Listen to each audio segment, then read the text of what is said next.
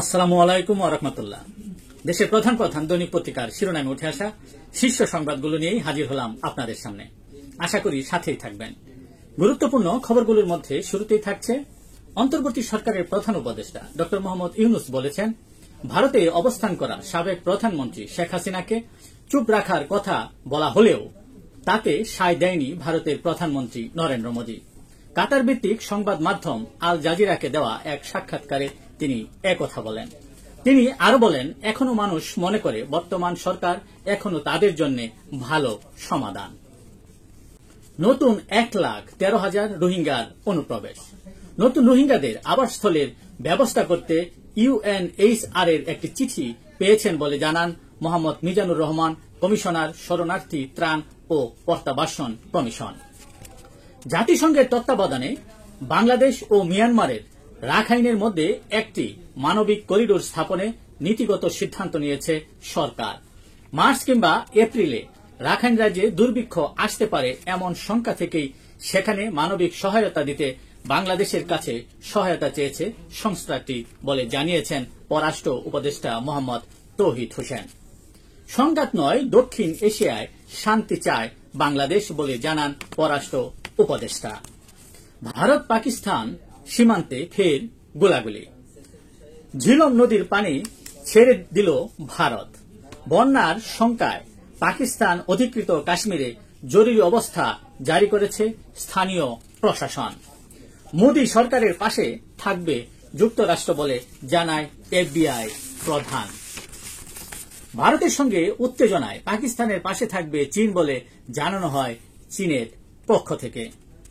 বাংলাদেশের সঙ্গে আরো শক্তিশালী সম্পর্ক চায় পাকিস্তান, এমন কথাই জানিয়েছেন পাকিস্তানের প্রতিরক্ষা মন্ত্রী খাজা মোহাম্মদ আসিফ। আনুপাতিক পদ্ধতি ও আগে স্থানীয় সরকার নির্বাচন ইস্যু। বিপক্ষে বিএনপি, পক্ষে জামাত। বিএনপির সঙ্গে সহমত মিত্র দলগুলো। জামায়াতের সঙ্গে মিল ইসলামী আন্দোলন সহ কয়েক ইসলামী দল ও এনসিপি। ঢাকা দক্ষিণ সিটি কর্পোরেশনের নতুন মেয়র হিসেবে বিএনপি নেতা ইশরাক হোসেনের নামে গেজেট প্রকাশ করেছে নির্বাচন কমিশন। নতুন মেয়রের শপথ আয়োজনের জন্য স্থানীয় সরকার বিভাগকে অবহিত করা হয়েছে বলে জানান সচিব। সিলেট থেকে পণ্য নিয়ে প্রথমবারের মতো সরাসরি ইউরোপের দেশ স্পেনে গেল কার্গো ফ্লাইট। এর মাধ্যমে বাংলাদেশের রপ্তানি বাণিজ্যে নতুন অধ্যায়ের সূচনা হল।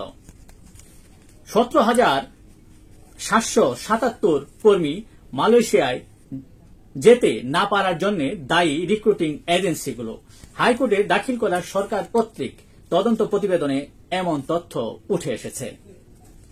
প্রাইভেট কার থেকে ভ্যানিটি ব্যাগে টান, ধপাস করে পড়ে গেলেন নারী। গাড়ির সাথে টেনে হিঁচড়ে নিয়ে যেতে থাকে ছিনতাইকারীরা।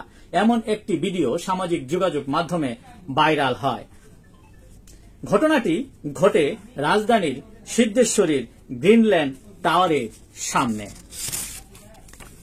ধর্ষণের 38 দিন পর জুলাই শহীদের মেয়ের ঝুলন্ত লাশ উদ্ধার। ক্ষোভ শহীদ পরিবারের সদস্যদের, জড়িতদের শাস্তির দাবি।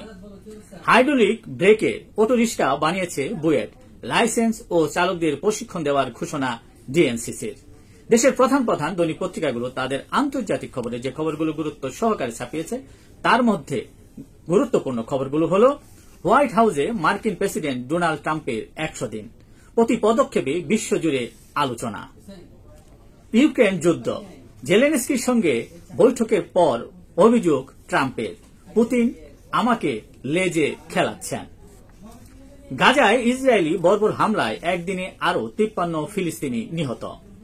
ইরানের দক্ষিণাঞ্চলে বাণিজ্যিক বন্দরে ভয়াবহ বিস্ফোরণে নিহত বেড়ে 40।